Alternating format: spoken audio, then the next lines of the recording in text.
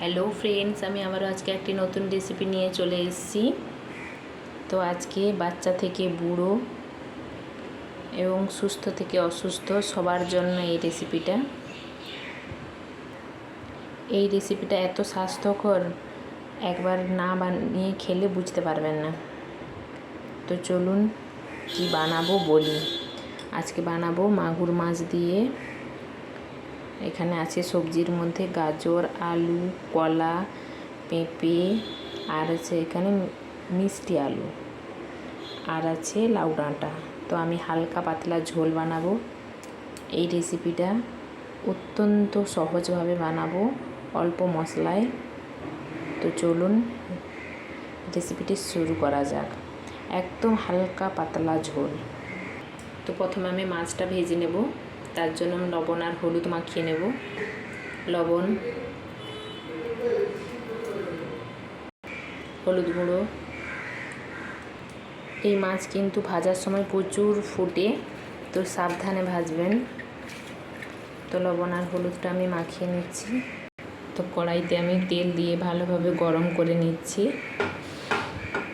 ভালো করে গরম করে নিয়েছি।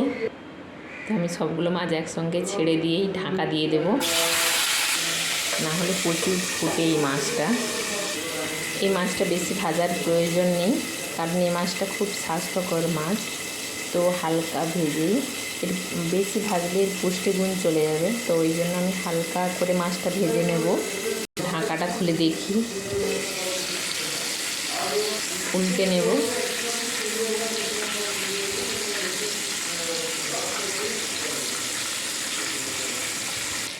মাছগুলো আমি উল্টে পাল্টে হালকা করে ভেজে নিয়েছি, তুলে নেব।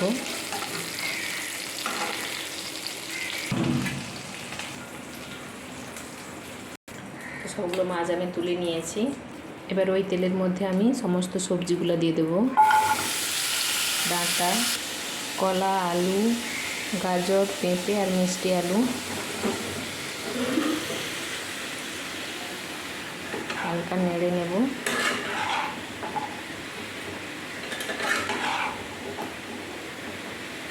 এবার এর মধ্যে দিয়ে দেবো পরিমাণ মতো লবণ,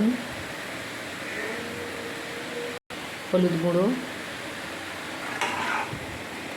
এবার হালকা হালকা ভেজে নেব। তো সবজিগুলো আমি হালকা নাড়াচাড়া করে ভেজে নিয়েছি। এবার এতে জল দিয়ে সেদ্ধ করে নেব। এটা একদম পাতলা ঝোল হবে, তো জলের পরিমাণটা একটু বেশি দিতে হবে। তো আমি জলটা দিয়ে দিলাম।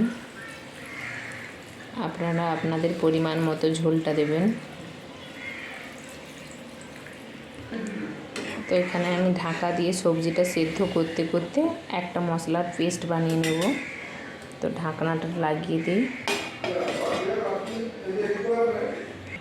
তো দেখুন মশলার মধ্যে নিয়েছি যে এক টুকরো আদা, মৌরি, জিরে, ধনে আর দুটো কাঁচা লঙ্কা। এবার এটা আমি পেস্ট করে নেব।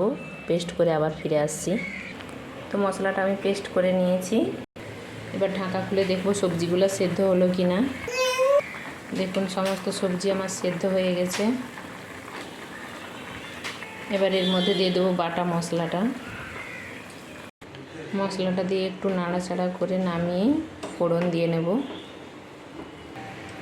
তো সবজিটা এবার ঢেলে নেব। তো ফোড়ন করে নেব। দিয়ে দেবো কড়াইতে তেল, 5 ফোড়ন, আর দিয়ে দেবো পেঁয়াজ কুচি। তো পেঁয়াজ কুচিগুলো হালকা ভেজে নেব। দেখেছেন আমি কত অল্প মশলায় রান্না করলাম এই তরকারিটা। হেলথের জন্য তো খুবই স্বাস্থ্যকর। আপনারা আপনাদের বাচ্চাদের এইভাবে বানিয়ে দিতে পারেন। খুবই একটা স্বাস্থ্যকর রেসিপি। বাড়িতে একবার হলেও ট্রাই করবেন। গোল্ডেন ব্রাউন করে নিয়েছি। এবার ছুঁকে দেবো তরকারিটা।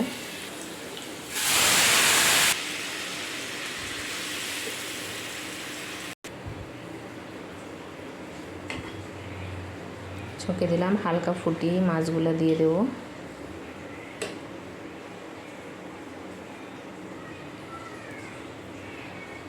ঝোলটা ফুটে উঠেছে। এবার দিয়ে দেবো মাছ ভাজাগুলো। মাছ দিয়ে সুন্দর করে ফুটিয়ে নামিয়ে নেব।